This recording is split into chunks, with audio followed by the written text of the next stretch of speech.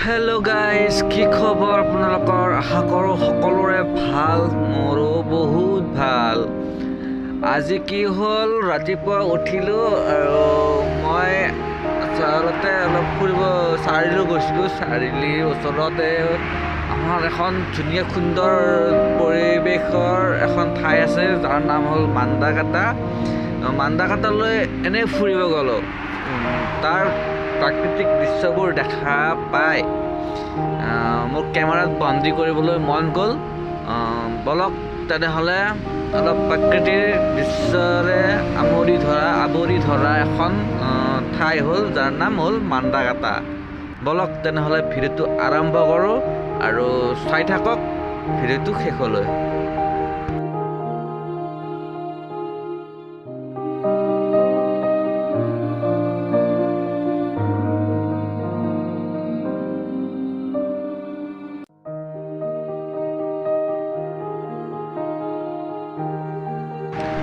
আচলতে কি হয়, আমাৰ ওচৰে পাঁজৰে থকা বহুত ভাল ভাল বস্তুবিলাক আমি চাব নাযাওঁ, কিন্তু বহুত ধুনীয়া পৰিৱেশ হয়।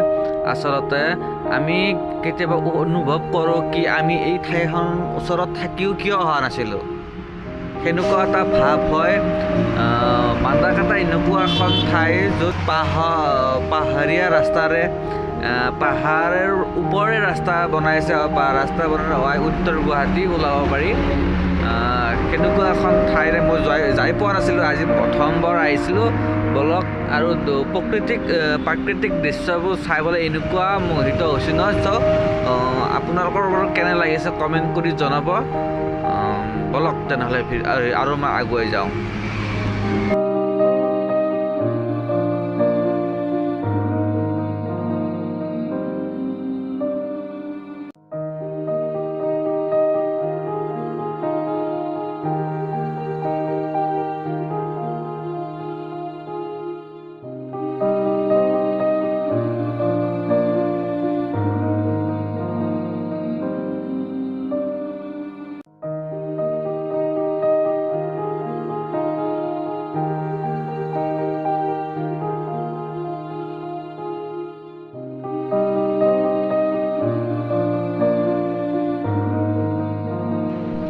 হেল্ল' গাইজ, ভিডিঅ'টোৰ প্ৰাকৃতিক সৌন্দৰ্যবোৰ চাই কেনে পালে এটা কমেণ্ট কৰি জনাব মোক।